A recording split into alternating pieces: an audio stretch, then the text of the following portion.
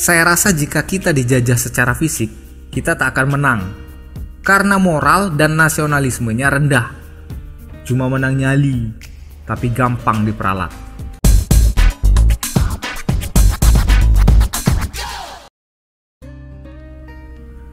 Assalamualaikum warahmatullahi wabarakatuh. Shalom, Om Swastiastu, Namo Buddhaya. Salam kebajikan, Rahayu.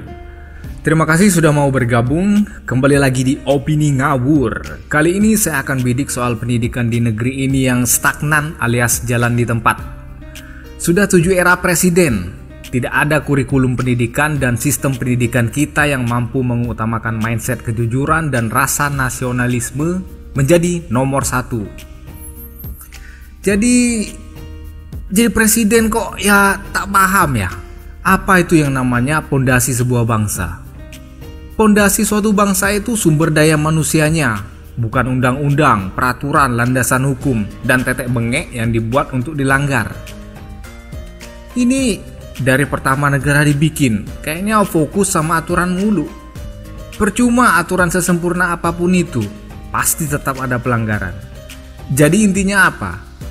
Manusia yang melanggarnya itu diperbaiki, ya toh Pak Presiden? Negeri ini tak kurang manusia pintar. Tapi nyatanya, pintar lulusan luar negeri, kerjaannya ngebacot doang. Kagak ada kerja nyata. Punya rasa nasionalisme, mimpi. Hanya secuil orang yang mau mengorbankan kepentingan pribadinya demi negeri. Kebanyakan hanya mementingkan bagaimana cara punya mobil mewah, rumah gedong, selir, perhiasan berlian, dan anak-anak sekolah ke luar negeri. Itulah mindset para pejabat kita sekarang. Kalau saya salah, coba buktikan. Adakah pejabat negeri yang mau menyumbangkan sepersekian persen hartanya demi pembangunan? Lagi-lagi, mimpi. Terlalu bullshit dan kejauhan. Bu Menteri Keuangan ngomong, reformasi pendidikan diarahkan pada peningkatan kualitas pendidikan nasional antara lain dengan transformasi kepemimpinan sekolah, transformasi pendidikan dan guru, penyederhanaan kurikulum, adopsi standar global dan pengokohan karakter bangsa, serta kemitraan pemerintahan pusat, daerah, dan masyarakat sipil. Lucu sekali. Beliau kira negeri ini kekurangan orang pinter apa?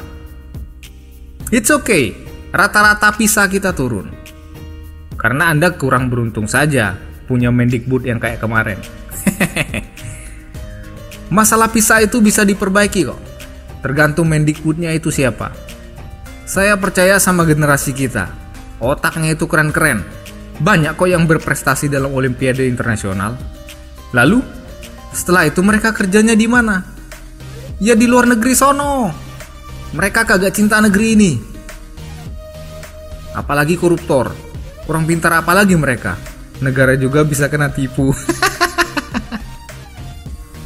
Terus apa Bu Menteri sadar mengapa pejabat suka korupsi dan memiskinkan negara karena apa? Tidak. Otak beliau sudah terlalu pintar untuk memikirkan hal itu. Sehingga hal sesederhana menuju ke arah perbaikan mindset pun nihil.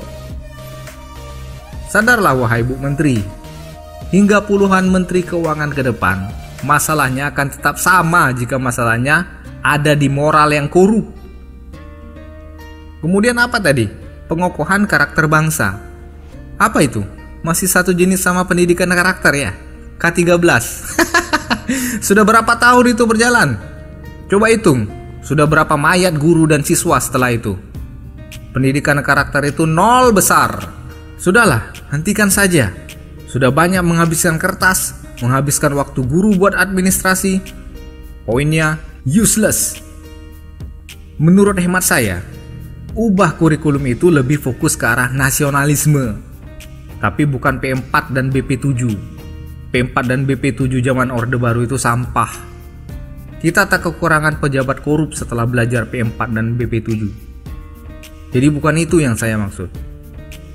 Tapi lebih ke arah 1. Perbaikan moral. Coba suruh orang-orang pintar negeri ini. Banyak tuh profesor kurang kerjaan buat dikerjain agar menciptakan suatu formula bagaimana agar kurikulum bisa memperbaiki moral, terutama hal kejujuran.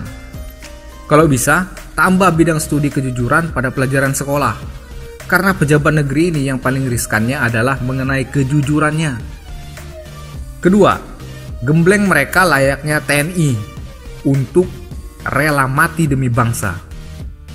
Bukan dalam bela negara kayak latihan fisik, strategi dan skill tempur, atau survive dan sebagainya, tapi lebih ke arah moral cinta tanah air, agar para siswa nanti bisa berpikir apa dampak buruknya korupsi bagi negara. Pisahkan bidang studi nasionalisme dari PKN atau PPKN atau apalah itu. Jadi, wahai presiden kami, mohon pikirkan hal ini.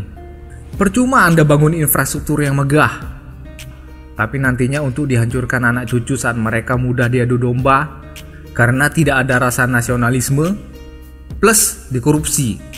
Yang ada infrastruktur tersebut di markup atau malah umurnya seumur jagung alias bangunan kerupuk.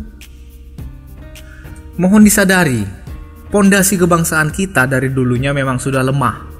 Saya rasa jika kita dijajah secara fisik, kita tak akan menang karena moral dan nasionalismenya rendah. Cuma menang nyali, tapi gampang diperalat.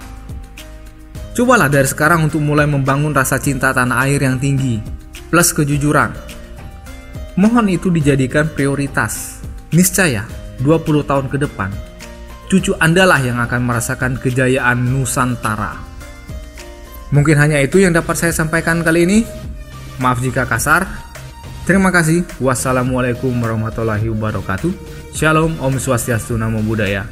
Salam kebajikan, Rahayu.